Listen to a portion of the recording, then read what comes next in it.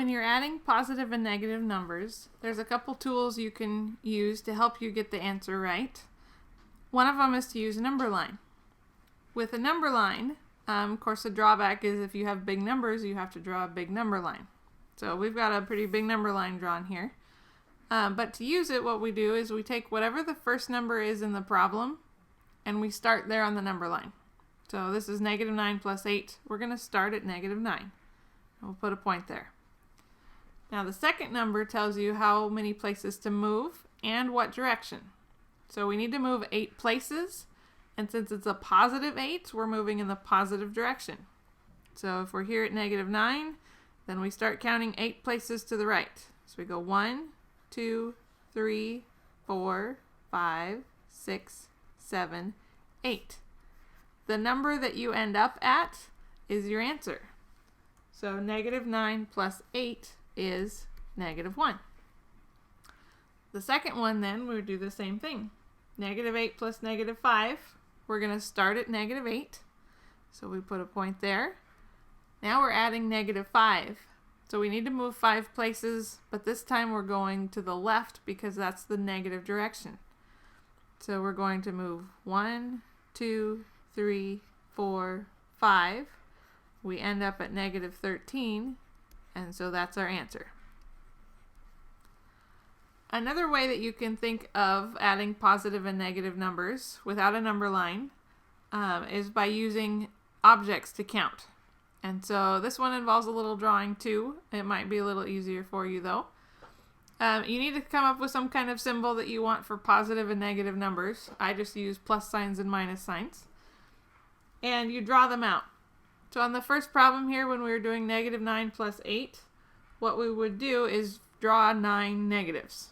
So I just use negative symbols. 6, 7, 8, 9. Get all 9 of them there. Then we're going to add to that 8 positive symbols. So we get out our positive, and I'm changing colors too so we can see the difference. And we have 8 positives. Now, when you're doing it this way, whenever you have a pair of a negative and a positive together, they cancel each other out and they equal 0. So that's gone. And so what you do is you go through looking for all the pairs and canceling them out. So we have a pair there, there's a pair, and you just keep marking them out until you don't have any more pairs. Then you add up what you have left. So we have just one negative sign left, and that's our answer, negative 1. Let's try that with the second one here. So again, we start with 8 negatives. So we draw our 8 negatives.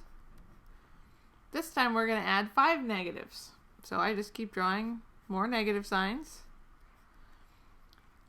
Now, I don't have any positives and negative pairs to cancel anymore. So with this one, we just count up how many we have. Altogether, we have 13 negatives. And so that's our answer. Now, when we get to bigger numbers like this last one, drawing a number line, even drawing these counters, might get kind of tedious. So we want to see what's the rule so that we can figure out what to do on those bigger ones. And it will be faster once you get the hang of it. Well, let's look at the last two problems we just did. So when we were adding negative 8 plus negative 5, we can see that we had negatives and we added more negatives. Nothing canceled. So we were just adding those two numbers together. 8 plus 5 is 13. And since they're both negatives, our answer was negative. On the first one we did, negative 9 plus 8, you can see that we had things that were canceling there. We ended up with a negative answer because there were more negative signs. There were 9 of them. So what you do is you look at your two numbers and see which is the bigger number, meaning which will you have more of. That's the sign of your answer.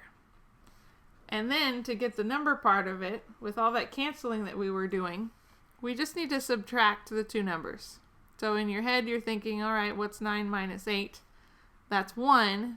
That's how you get the number part that goes with the sign that you figured out earlier. So let's try those rules and see if we can do the last one without having to draw it. So we have 16 plus negative 19. So first thing you want to say is, which is the bigger number? Which will I have more of? Well, we have more negatives because that 19 is the bigger number. That means our answer is going to be negative. Okay, then since the signs are different, it's like the first one, and we need to subtract the two numbers. So 19 minus 16, is 3. So that means our answer is negative 3. You want to get to where you know the rules, but if using the counters or the number line helps you out at the beginning, use those. And eventually you'll do enough of them where you'll start to see what that pattern is.